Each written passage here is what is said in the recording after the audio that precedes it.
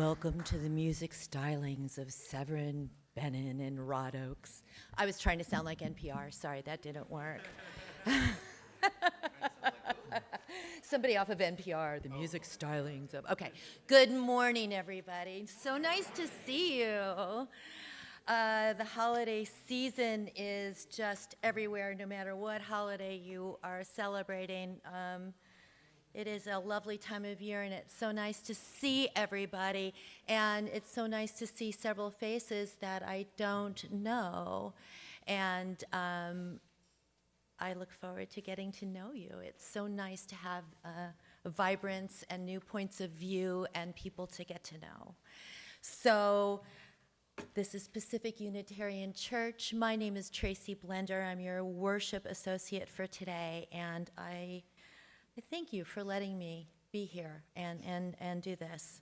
I feel blessed to serve this congregation, and I'm so glad we've come together on this day, a brand new morning, as we look at a new year around the corner, and we gather together in peace. We welcome all of you through our doors.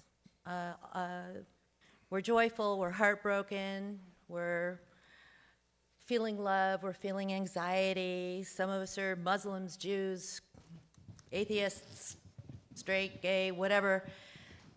These are the doors you come through, where you are welcomed. And we appreciate your search and your seeking and your journey, and enjoy walking along with you. I'd like to thank the guests that we have today.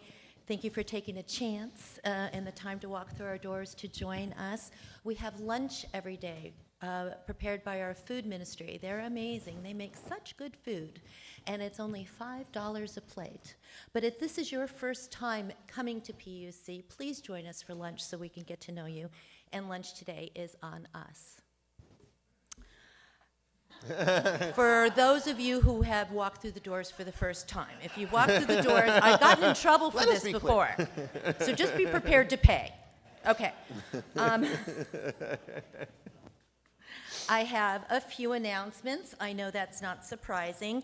One, dinners with UUs. That is something you can sign up for. If you've already signed up, you don't need to sign up again. If you haven't signed up, put your name on the list. I'll email you when we have the next dinner. If you can come, great. If you can't come, fine. Easy peasy, no obligation, but it's great. The second thing I want to announce is that this Thursday, January 2nd, from 10 to 4, there's going to be a blood drive on campus, and it says, give something that means something, give blood. It's the American Red Cross who's going to be here. At this point in time, we have 9 people who are scheduled to come. If we could get that up to 15, that would be ideal. So if you're on the fence, maybe that'll help you jump on the other side of the fence. And there's some flyers. There are flyers? And Yeah, there are flyers out on the table there. And Okay. there's a QR code. You have to make an appointment. Oh, thanks.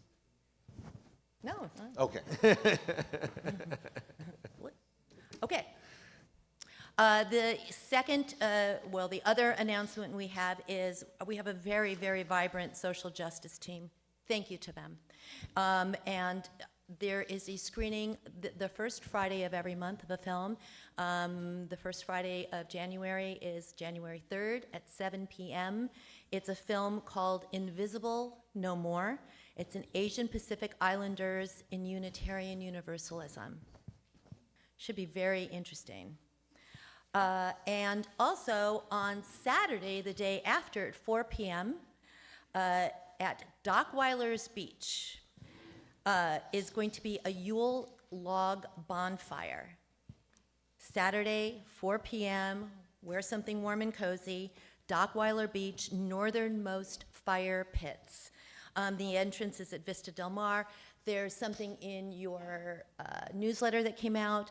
You can go into the office and get a print from Gabby. There are flyers, or you can ask anybody on the social justice team, and I'm betting you could probably ask Pastor Joshua.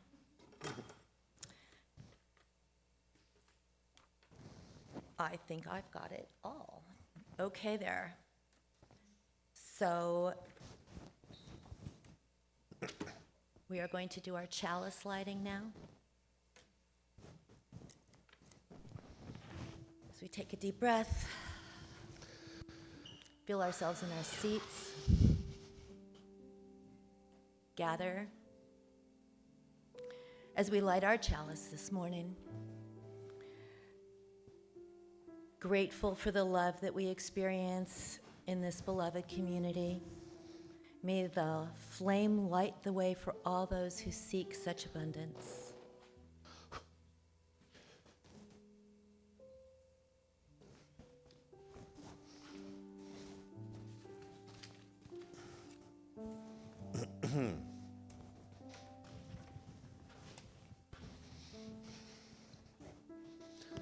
Good morning, everybody, on this last Sunday of the year. Good morning. It's so wonderful to see everybody here coming out on an overcast, cool day. Thank you so much. So grateful for you all being here today with us. And thank you, Tracy. Thank you, Severin, Alex, everyone involved with the service. I am going to open our service, our call to worship, with beginning a ritual today of lighting the humanist Hanukkah candles. There are a number of different scripts for humanist Hanukkah. I'm from Detroit, where the humanistic Jewish movement actually began. So we've picked a script today. I'm not actually going to light the menorah, but we'll talk about what each candle means. And we'll begin with what's called the shamash.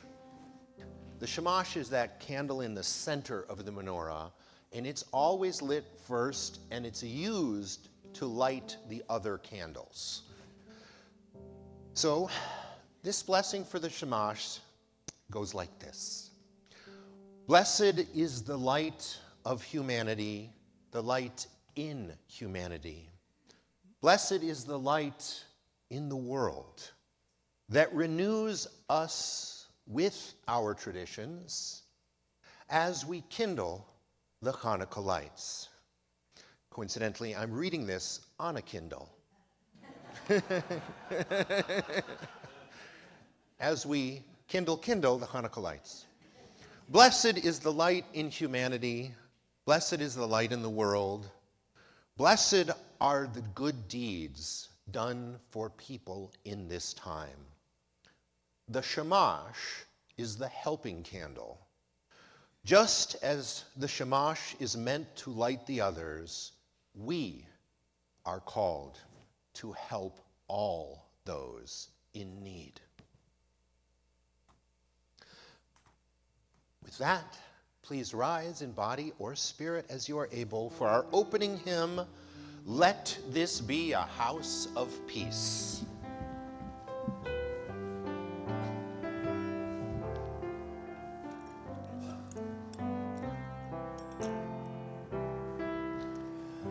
Let this be a house of peace, of nature and humanity, of sorrow and elation.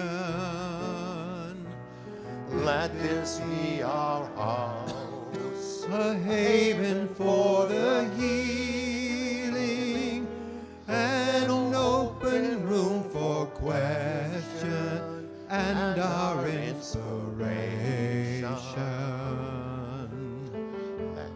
Let this be a house of peace. Let this be a house of peace. Let this be a house of freedom,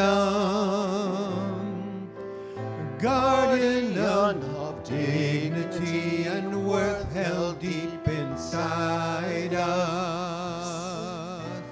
Let this be our house, a platform for the free voice, where all our sacred differences here shall not divide us. Let this be a house of peace. Let this be a house of peace. Let this be this house, seek truth. where scientists and mystics abide in reverence here. Let this be our house, a house of our creation, where works of art and melodies consecrate the atmosphere. Let this be a house of peace. Let this be a house of peace. Let this be a house of peace.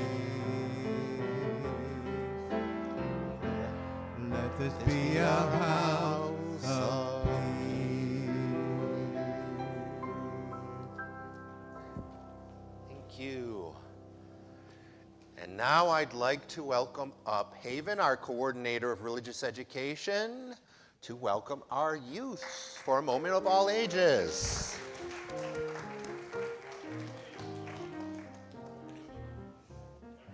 At heart, and what was the other one? Young at heart and Young and young at heart? Young or and just young young at at heart heart. is Come on fine. up. Yeah.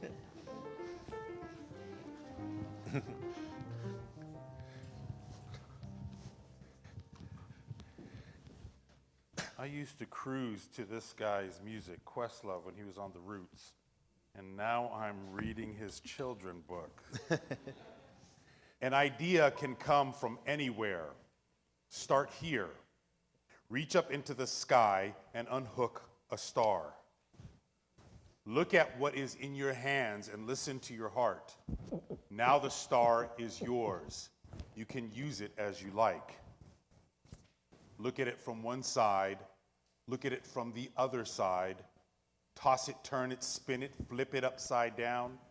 Even when you have turned it all the way around, it's still yours. Maybe it makes a sound. You can turn it into a melody, a beat, a song. It might twinkle with music. You can clap to its rhythm and dance. It might tell a story, one word speaking to the next, and on down the line. You can add any ingredient you want. Close your eyes, stir it up, taste it. It may need a little sweetness, or maybe some umami, building a depth of flavor. It may need more salt. You might shed a tear, taste it again, feel something new. Maybe you need to change your surroundings. Think about something remembered or overheard. Today is not the only day you have with your star. You can mold it with your hands, let it take shape, hook it back into the sky, come back to it tomorrow. Everyone unhooks a different star, and sometimes a star isn't a star. It's a planet, it's a plane, it's a tiny object only you can see. Sometimes someone else unhooks it for you, and then you can hold that star together, play its notes together, tell its story together, let go of it together, and send it off into the world. An idea can come from anywhere. Now, where will it go? The Idea in You by Questlove. Yes. Thank you. And I encourage you all to take a look at the images in the book, too. It's really, really well illustrated. Yes, it's gorgeous. Yeah. Right.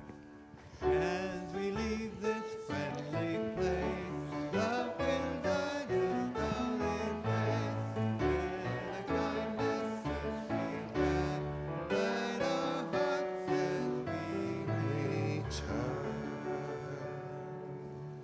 Get the mic. Sorry.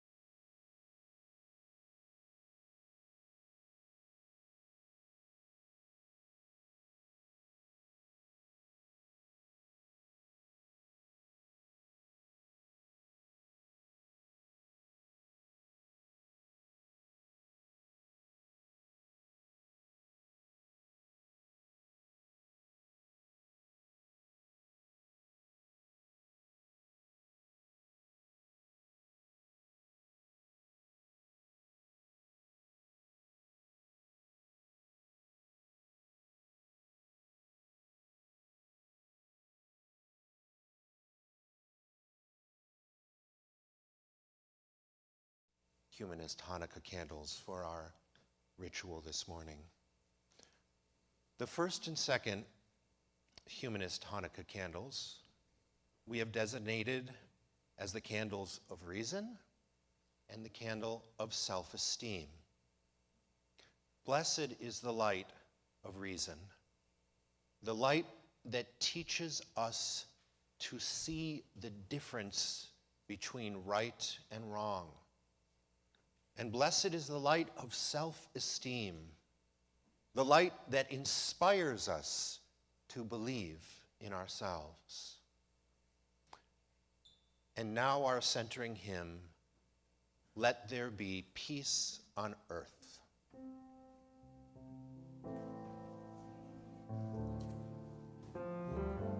The centering hymn.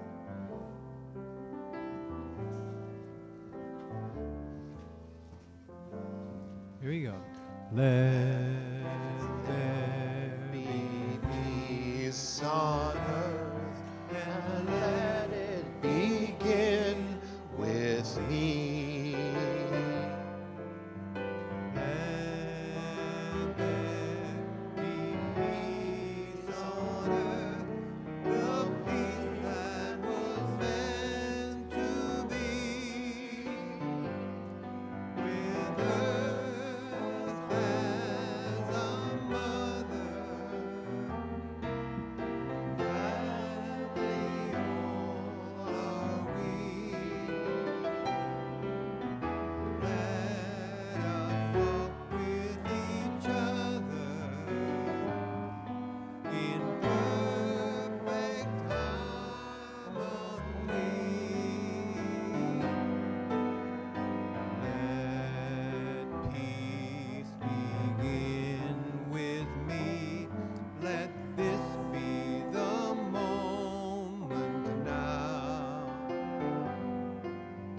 And with every step I take, let this be my joyous vow to take each moment and live each moment in peace eternally.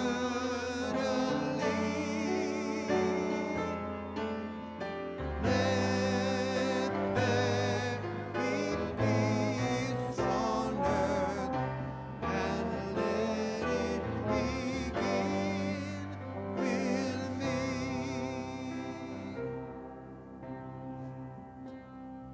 All we are saying is give peace a chance. All we are saying is give peace a chance. All we are saying is give peace a chance. One more time. All we are saying is give peace a chance.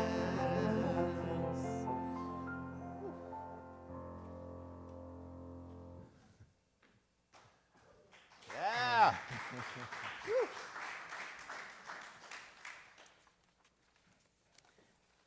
Does that get you emotional? It gets me kind of emotional. Okay, where are we? The third and fourth. I'm looking for it. I see it. The third and fourth humanist Hanukkah candles are the candles of courage and freedom.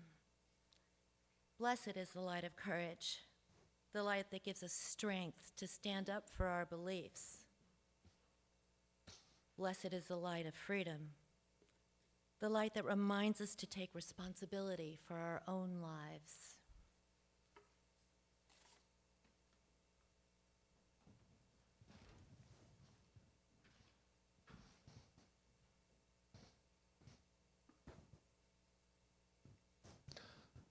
Thank you.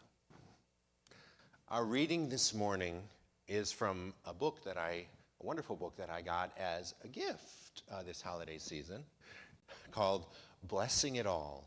We're talking about rituals today. This is called Blessing It All, Rituals for Transition and Transformation, edited by Heather Concannon and Allison Palm.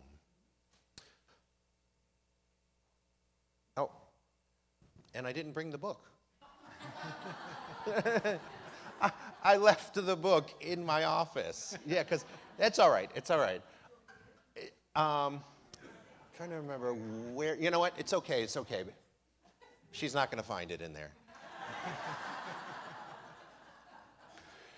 So I'm adding a little suspense. We will read this. It's in the conclusion of the introductory chapter.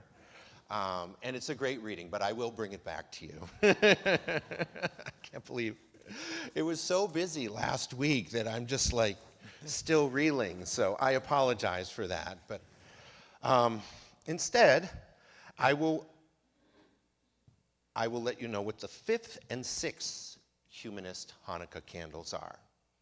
The 5th and 6th humanist Hanukkah candles are for love and for loyalty. Blessed is the light of love, the light that enables us to care for those in need.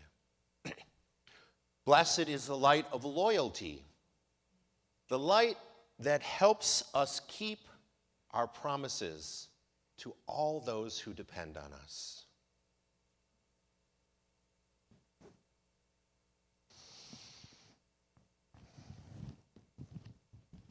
I'm waiting for Maureen to see if she actually did find it, but that's okay. We'll get to it.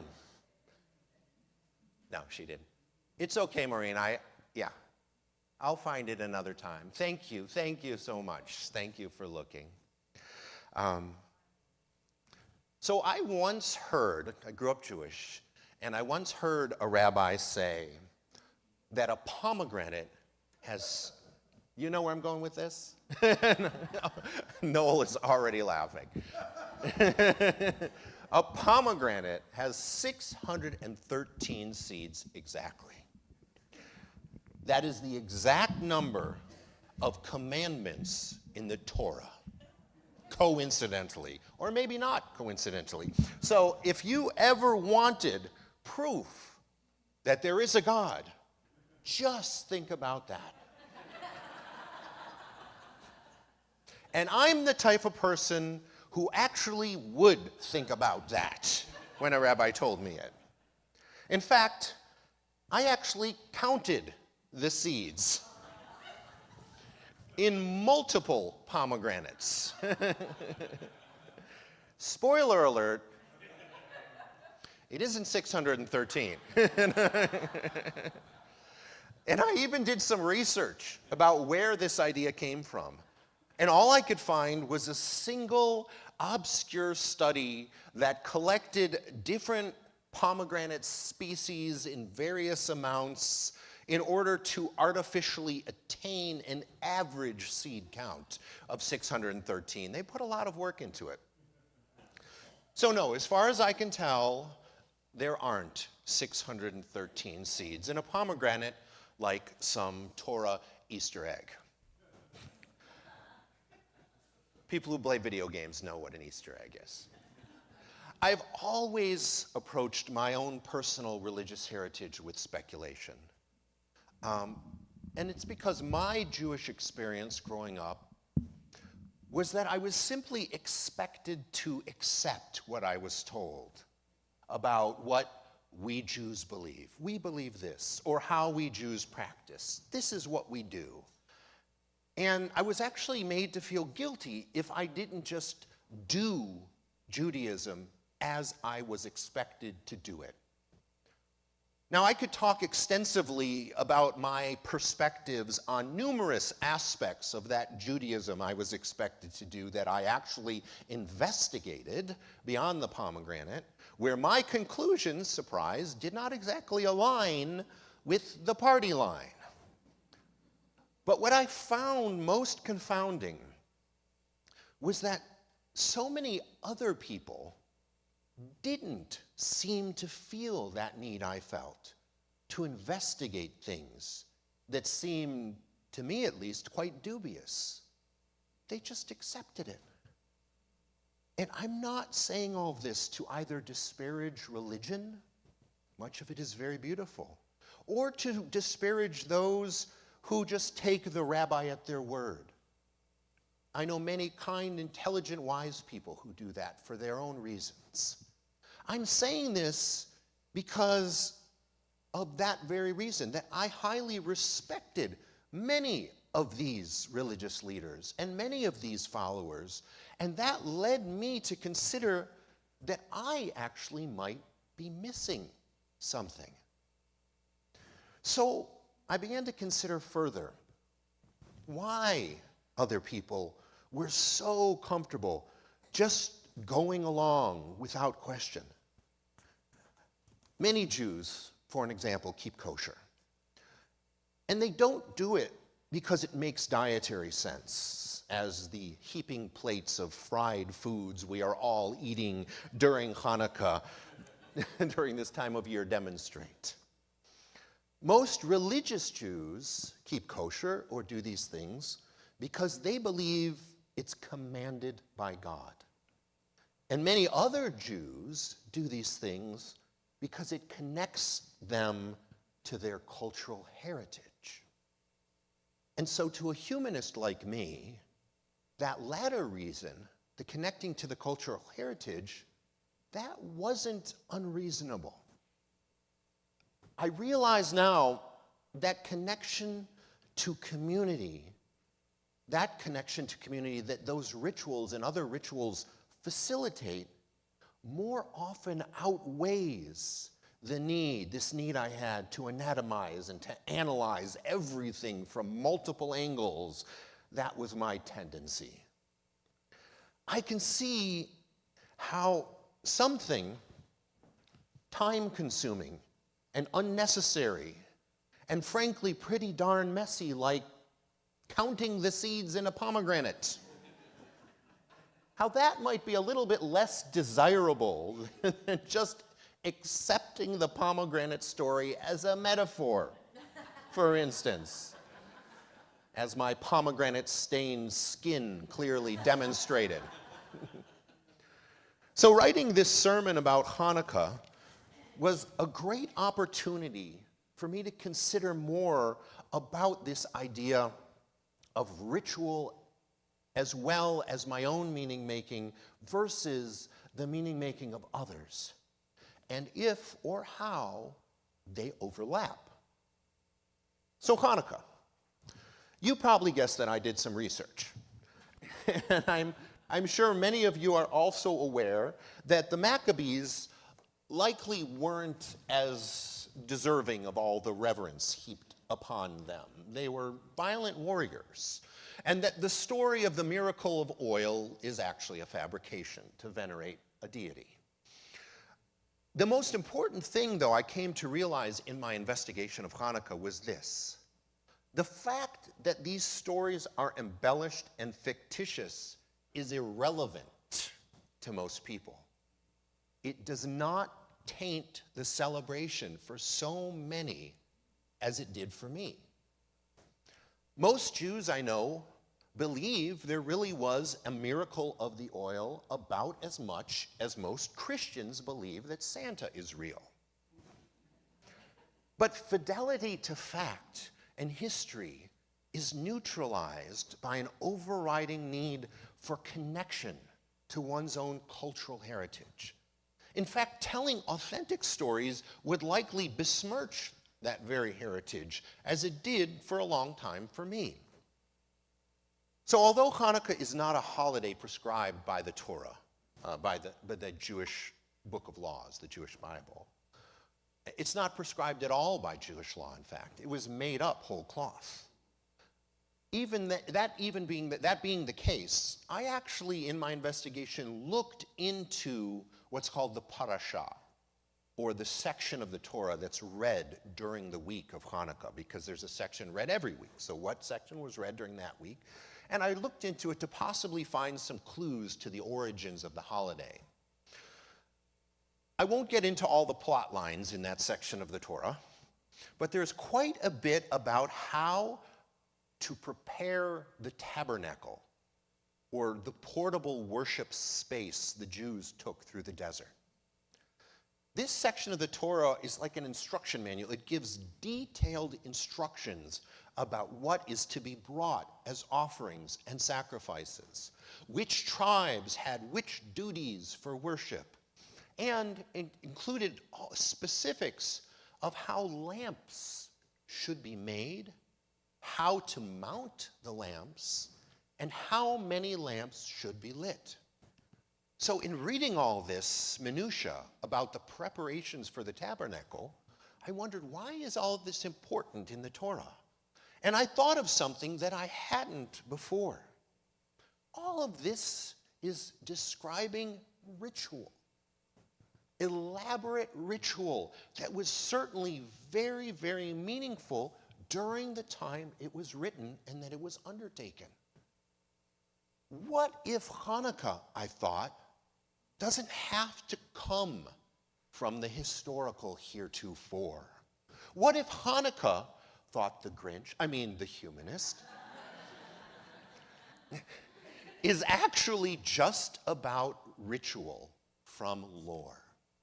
In fact, this Torah passage about lighting lamps, it likely influenced the Hanukkah menorah lighting ritual. It probably crossed over into that story, with an eventual adding of an eighth light being the perfect plot device for a story about a miracle, which apparently was needed at that time. So I was struck by the obvious.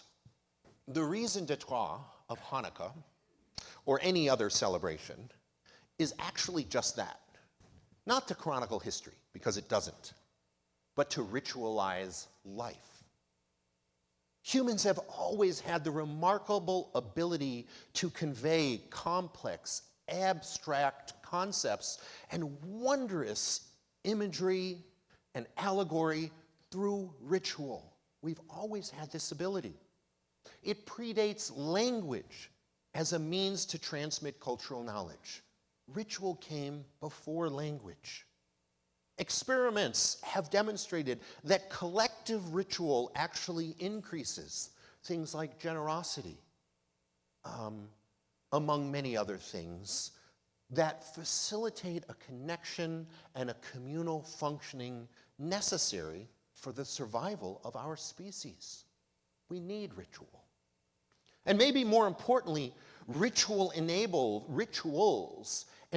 a shift into a sacred space where people can transcend, at least temporarily, the profane struggle of daily life as we walk into this, our own sacred space.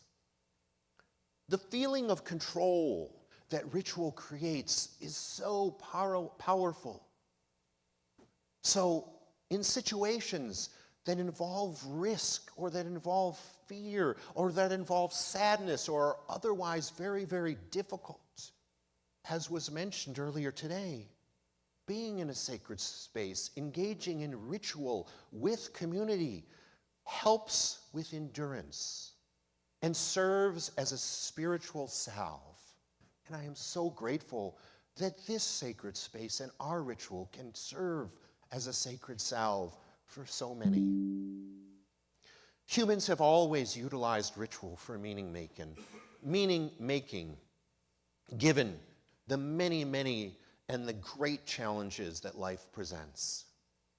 And ritual is crafted and performed through the lens of the proclivities and the prejudices and the purposes of a certain society and a certain era. In other words, we're creating our own humanist Hanukkah ritual today because of our proclivities and our needs, as well as vis-a-vis the morality and the ethics of the people who live in and through certain times. We're creating it through the lens of our morality and our ethics. And we do it in order to make meaning.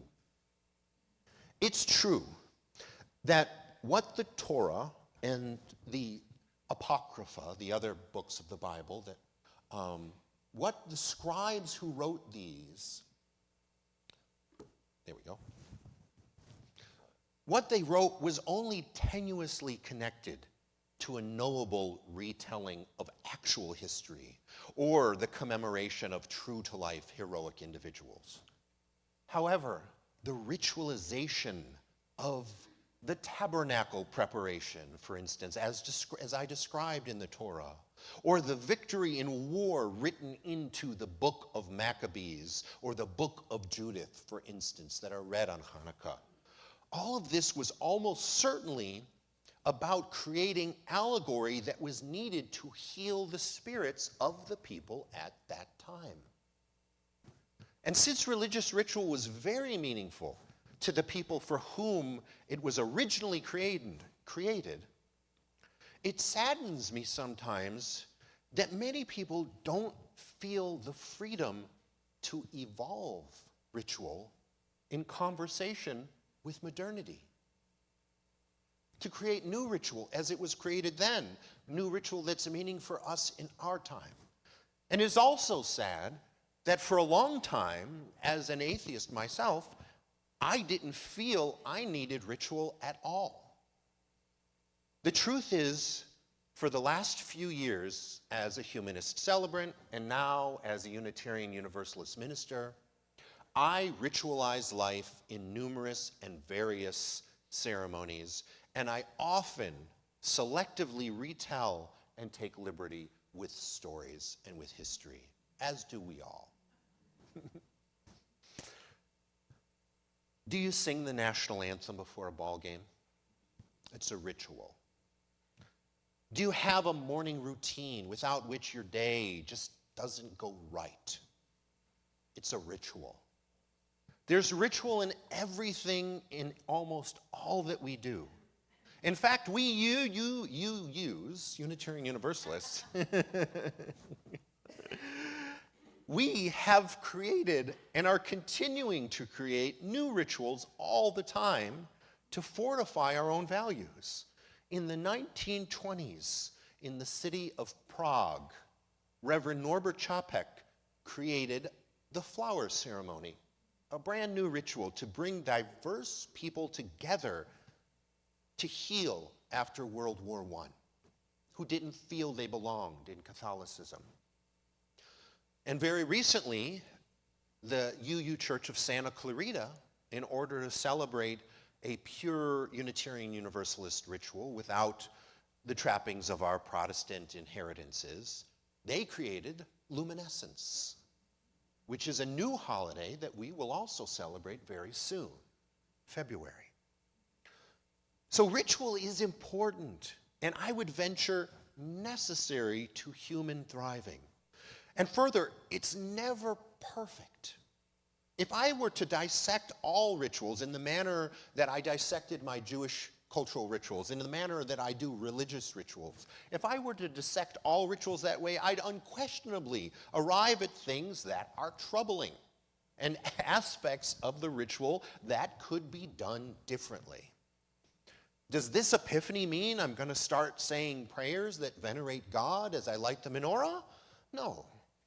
Does it mean I'm going to stop dispelling untruths told to me about Judaism or other religions? No.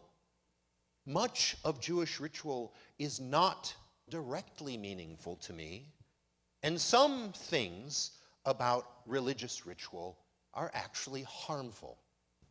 It's one thing to tell the story of oil burning for 8 days, knowing it's not true, but in a way that facilitates positive meaning making.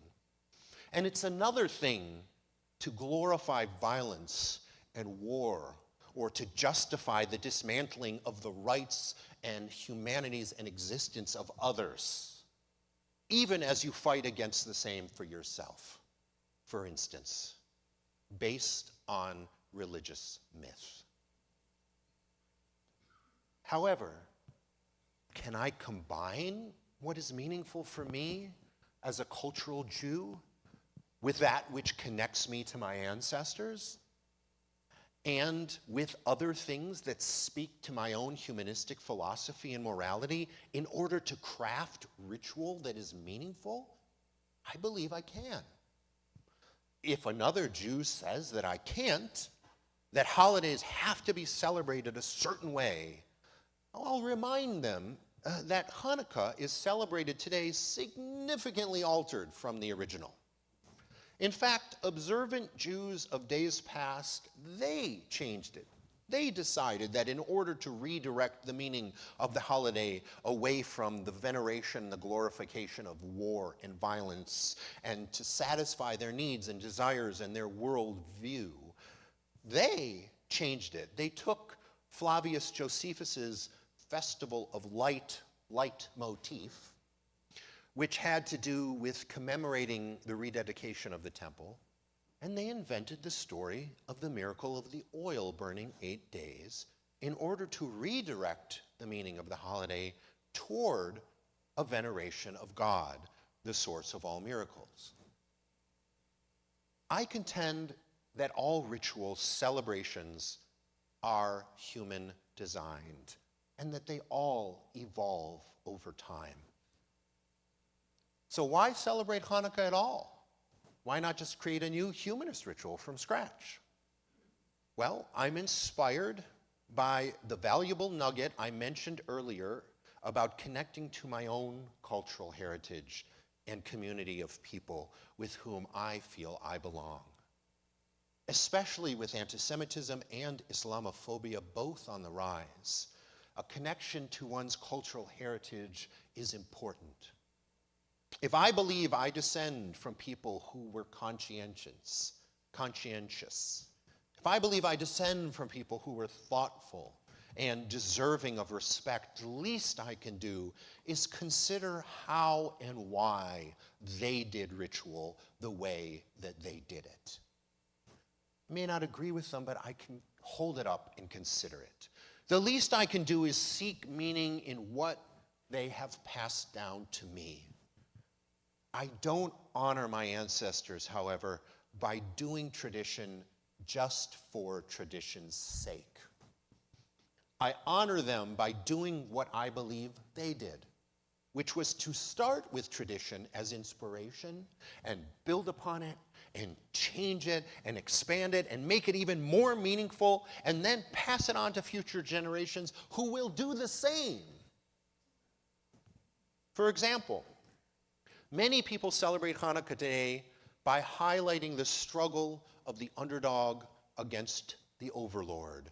And they connect it to the struggle of the marginalized in today's Western society against the often violent theft of resources and opportunities and lives by the privileged elite. That's the new celebration of Hanukkah. Another example is what we were doing today. The Society for Humanistic Judaism's candle lighting. We've been reading throughout this service.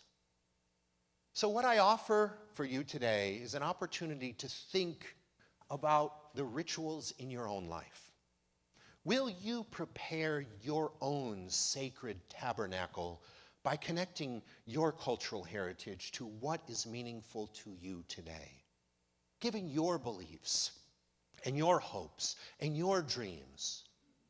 What new meaningful rituals might you want to start? I'd love to hear them. I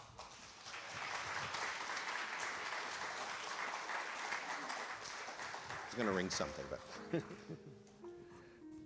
and now the offertory. What's that? Yeah, now you go into the offertory ritual, where we ritualize asking for money. Yes.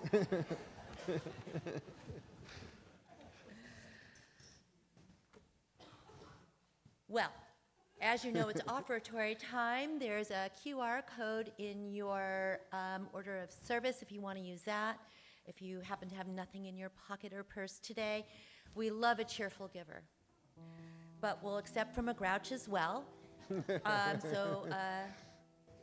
Please give as you are willing and able when the ushers come down the aisles.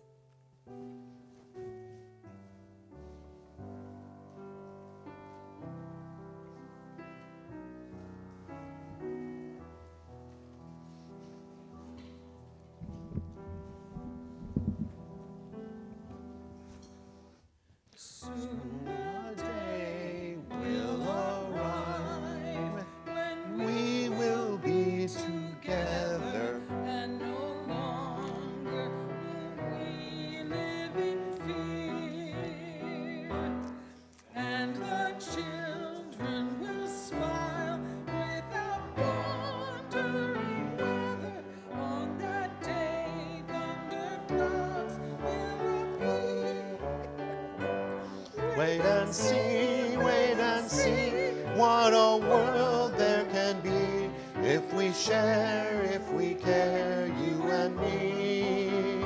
Wait and see what a world there can be if we share, if we care, you and me. Some have dreamed, some have died to make a bright tomorrow, and our vision remains in our hearts. Now the torch must be passed with new hope, not in sorrow, and a promise to make a new start. Wait and see what a world this can be if we share, if we care, you and me. Wait and see what a world there can be if we share, if we care, you and me. Wait and see what a world this can be if we share, if we care, you and me. Wait and see what a world this can be if we share, if we care, you and me. Thank you, Rod Oakes on the trombone and Terry Masters singing. Thank you so much. All right, the 7th and 8th, the final Humanist Hanukkah candles, are the candles of generosity and hope. Blessed is the light of generosity, the light that encourages us to give even when we do not receive. And let us be grateful when we are able to give, for many do not have that privilege. Let us be grateful for all those who share their gifts, for we are enriched by their giving. And let us also be grateful ever for our needs, so that we may experience the generosity of others. And finally, blessed is the light of hope, the light that leads us to a vision of a better world.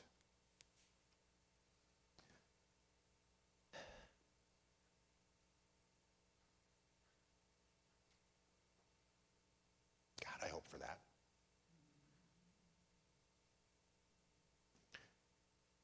With that, please rise in body or spirit for our closing hymn, We Shall Overcome.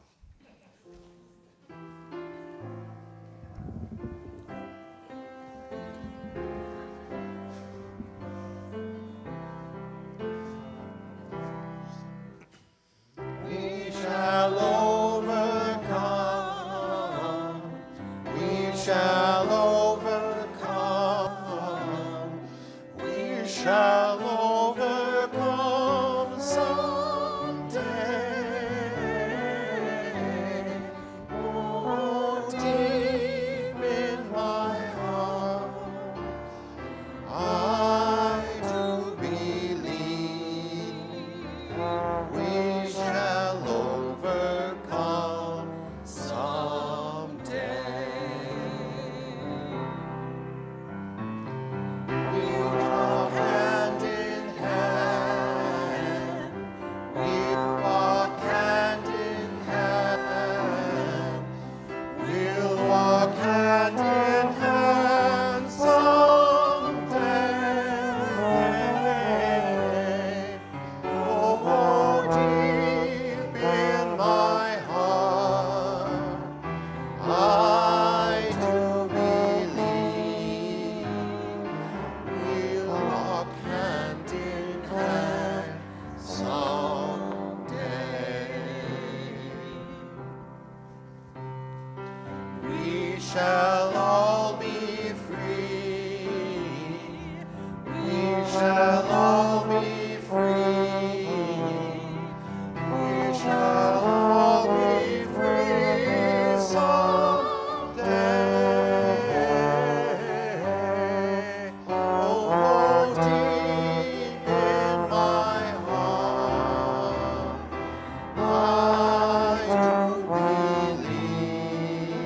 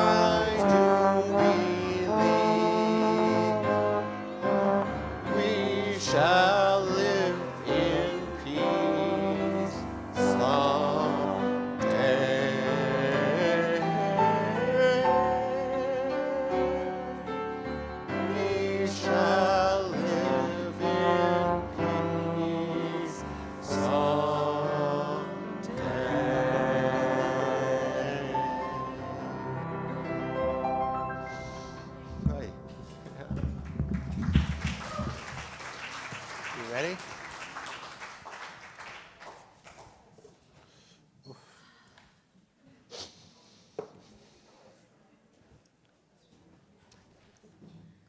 This church is dedicated to the proposition that behind all our differences, beneath all our diversity, for there is a unity that makes us one and binds us together forever together, in spite of time and death and the space between the stars.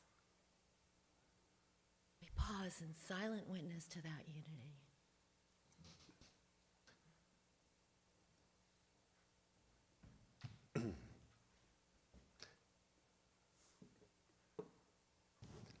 May the blessing of love be upon you. May love's peace abide with you. May love's presence illuminate your hearts now and forevermore. So be it. Amen. Ashe. Shalom. Salam. Namaste. And blessed be. And now our service truly begins. Please stay for the postlude and then join us for brunch afterwards.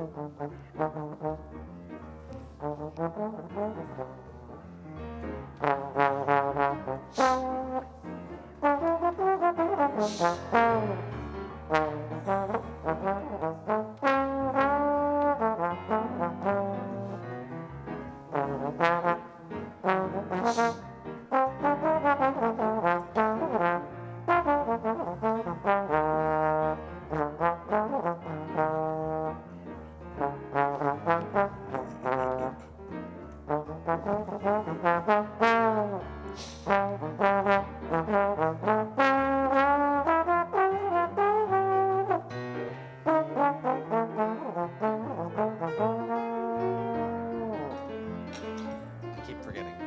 Thank you.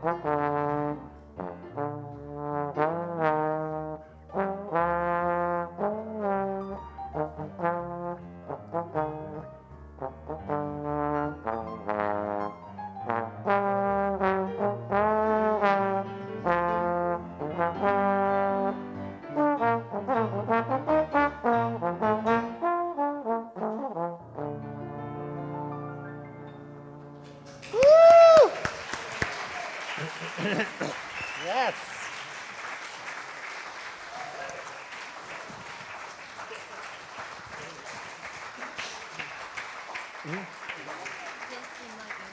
What's that? Do I have this in my email? So I sent as a link, because sometimes I change it. I didn't attach it to the email, but.